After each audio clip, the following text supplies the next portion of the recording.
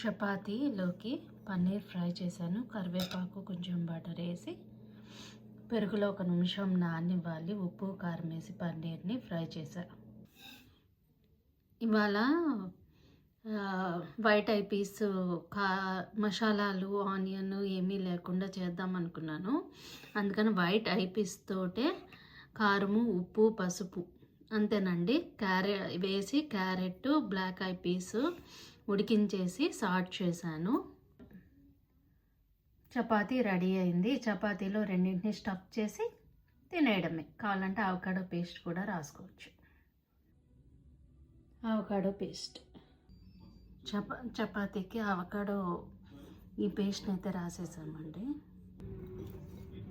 ఒకవైపు ఈ black eyepiece salt చేసాం కదా, దీనిని పెట్టేస్తాము. దాని పక్కన ఇలాగా పన్నీర్ని పెట్టేసి మనం ఏం చేస్తామంటే దీనిని రోల్ చేసేస్తాం. టాకో